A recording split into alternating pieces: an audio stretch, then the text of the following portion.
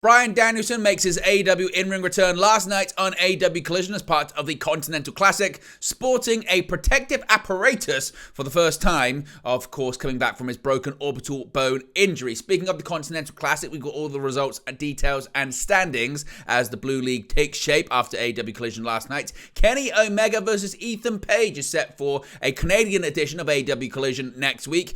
Kevin Owens reportedly is dealing with a hand injury after WWE announced the details of his injury last night. Speaking of injuries, Bandido has provided an update on his latest setback from his broken wrist injury.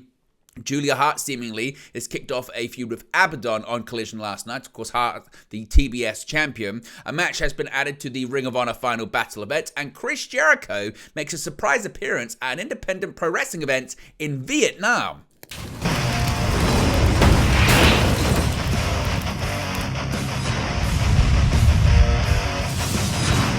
Hey guys, welcome back to Wrestling News 365. Hope everyone is doing very well. As always, there are plenty of news stories to get into in the world of professional wrestling. Let's start off talking about Bryan Danielson making his in-ring return last night on AEW Collision.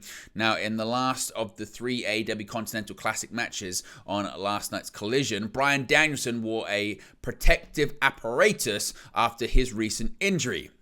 The main event of last night's AEW Collision on December 2nd was a match featuring Danielson taking on Eddie Kingston. Of course, you can see on the screen right there a photo of the protective eye apparatus covering his eye because of the broken orbital bone injury.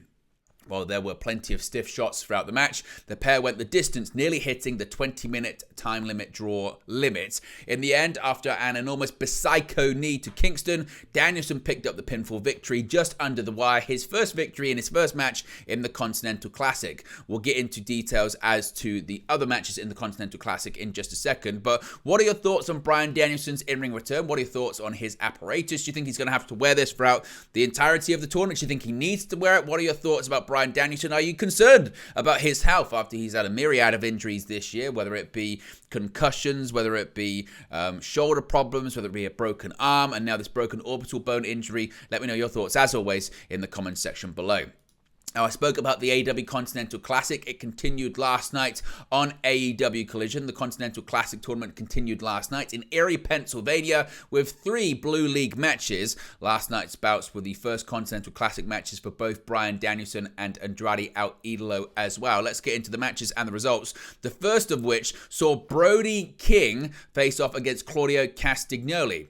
Castagnoli and King, who both won their Continental Classic tournament matches on last week's Collision, wrestled in the opening bout of the evening in a very even and physical bout that briefly spilled into the crowd. King defeated Castagnoli. The pinfall came after Castagnoli, who was attempting a springboard maneuver off the ropes, was instead stunned by King with a right punch and then a pile driver and finally a lariat. With that victory, King moves on to 6 points in the Blue League. We'll get to the standings as we wrap things up. The second match of the night saw the first bout in the Continental Classic for Andrade El Idolo as he faced off against Daniel Garcia in the second tournament match of the night. In a fast-paced match, El Idolo eventually bested Garcia following a flatliner hammerlock DDT to gain his first 3 points in the tournament.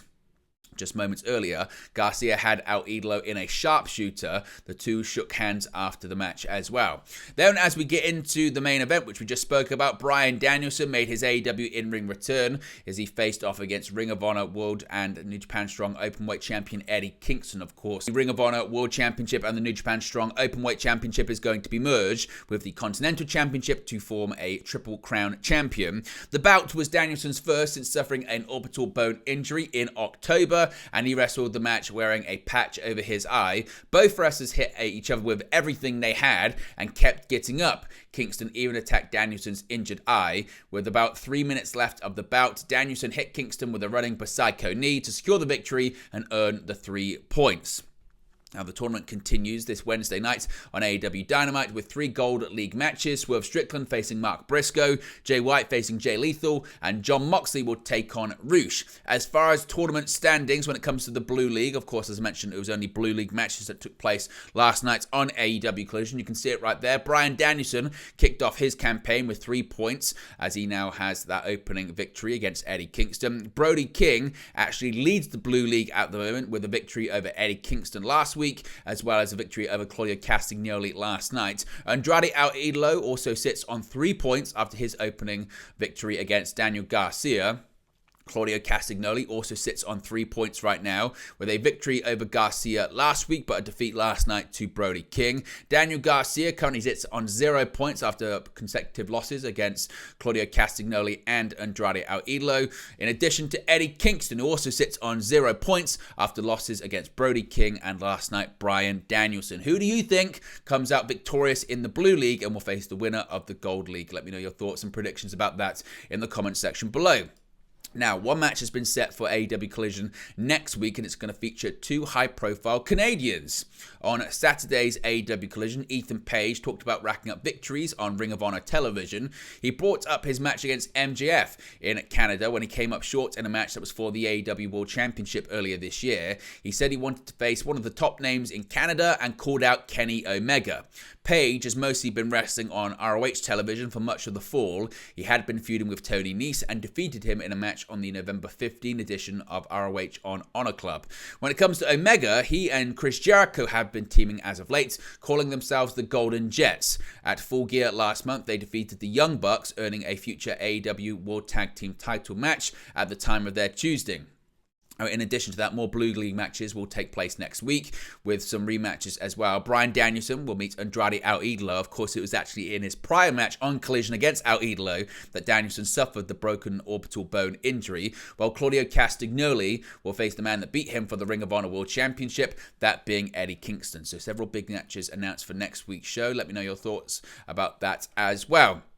Let's switch gears here and talk about WWE and a storyline, I guess, injury update to Kevin Owens, or maybe is it more than a storyline? We'll have to wait and see. But following his match against Grayson Waller on SmackDown, WWE has announced a storyline update on Kevin Owens. WWE made the announcement yesterday claiming that Owens sustained an injury on SmackDown, fracturing his 4th and 5th metacarpal.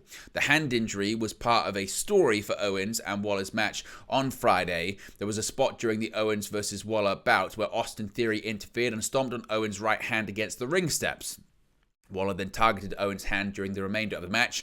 On commentary, it was speculated that Owens' hand was broken. The finish of the match was Owens rolling up Waller to get the victory after moving his hand out of the way when Waller went to kick it. After SmackDown, WWE uploaded a video where Owens was on his way to get his hand x-rayed. It was announced this past Friday, that Owens would be one of the participants in an 8-man tournament to determine a number 1 contender for Logan Paul's United States Championship. Owens, Waller, Theory, Santos Escobar, Bobby Lashley, Dragon Lee, Karrion Kross, and a mystery participant from NXT were announced as the tournament participants. Logan Paul was on commentary for the Owens versus Waller match on Friday and mocked Owens throughout. Of course, Logan Paul infamously has the one lucky shot right hand, so possibly this could be a similar situation where Owens gets surgery on his hand, and maybe we have a situation where both participants have an opportunity to knock the other out. So let me know how you think that one's going to play out too. Speaking of injuries, an update when it comes to Bandido, who recently suffered an injury setback as he attempts to recover from a broken wrist. All Elite Wrestling star Bandido took to social media to comment about his wrist injury. He revealed that there are 3 different options on how to fix his wrist. 2 are surgery related, while the other is physical therapy. The injury happened during his match against Konosuke Takeshita on the June 16 episode of AEW Rampage. He said, quote, "Hello everyone, I'm not fine. My wrist is still bad, and I thought this was the last part of my recovery. I have 3 options to fix my wrist. 2 of them need surgery again. The other way is with physiotherapy, but we need to wait and see how the wrist responds," wrote Bandido, who explained he didn't know how long he would be sidelined. Quote, "I feel very bad because I just started my new chapter in AEW." He said, adding he was very sorry to both the fans and the company, who noted that both are supporting him. He closed by saying, quote, "I'm trying to do my best in this hard time of my life, and I hope to see you all as soon as possible. Thank you very much for all of your love, Bandido." Now, Bandido signed with AEW back in November of last year after he made his debut in the company 2 months earlier on the September 28, 2022 episode of AEW Dynamite when he faced then Ring of Honor World Champion Chris Jericho. It's worth noting that the Luchador is a former Ring of Honor World Champion, holding the title between July 2021 and December 2021. He's also a former Ring of Honor World 6-man Tag Team Champion as well. Now, going back to Collision last night, we maybe saw the beginning of a new feud over the TBS TBS Championship.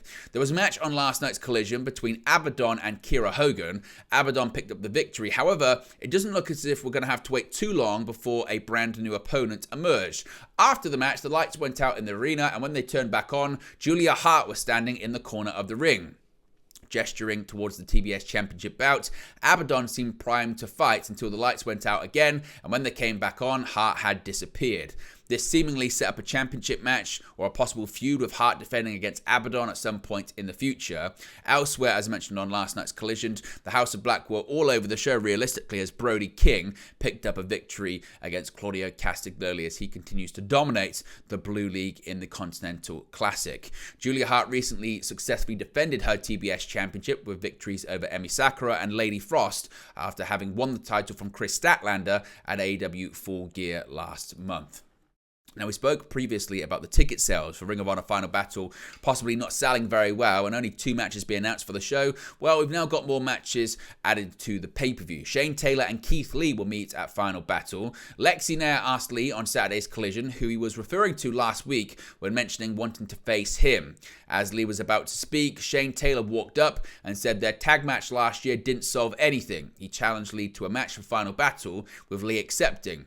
Final Battle is set to take place on December 15 in Garland, Texas. At last year's Final Battle, the former tag team partners in Ring of Honor squared off in a tag team match. Lee and Swerve Strickland, who were teaming at the time, were successful in defeating Taylor and JD Griffey. In the last year, Lee and Strickland split up as a team after Strickland turned on Lee, though they never actually had a match against one another.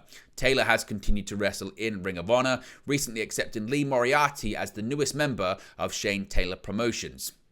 Now we have a bit of an updated card of Ring of Honor Final Battle, which will air exclusively on Honor Club. Ring of Honor Women's World Champion Athena defends against Billy Starks. The Survival of the Fittest finals for the Ring of Honor Television Championship, which of course is vacant. You've got Dalton Castle versus Commander versus a couple of other participants, and Keith Lee versus Shane Taylor. What are your thoughts on the pay-per-view? Do you understand why they're struggling to sell tickets? And what are your thoughts on that card, or really lack thereof at the moment as well? Finally, Chris Jericho made a surprise appearance at an independent event in a different country. Jericho made a surprise appearance in Vietnam, showing up unadvertised at a show for Vietnam Pro Wrestling. Jericho appeared in front of the crowd and cut a promo at the event. This July, Jericho had Vietnam Pro Wrestling founder Rocky Hunter and English language commentator Carrie Weiss as guests on his podcast. A poster on Reddit who attended Saturday's show noted that Vietnam Pro Wrestling is filming a documentary as a follow-up to the podcast as well. Saturday's event included Viva Van defending a PCW Ultra Women's Championship against Sumi Sakai. In AEW, Jericho and Kenny Omega are set for a future tag team title match against champions Ricky Starks and Big Bill. Jericho and Omega earned the title shot by defeating the Young Bucks at Full Gear last month. If Jericho and Omega had lost to the Young Bucks, they would have had to disband as a team, but of course they did not, and the Young Bucks have since taken time off television as they continue their heel turn. So there you go, guys. This latest pro wrestling news for you. Be sure to smash a like on the like button. Be sure to subscribe, bottom right hand corner. As always, let me know your thoughts in the comment section below, and I'll speak to you again very, very soon. Hey guys, thank you for watching, listening, streaming, or however you come across this video today. Be sure to click on the video on the right there to watch our next video, or click the bottom there to subscribe, or the bottom right hand corner. Thank you very much, and I'll speak to you again very soon.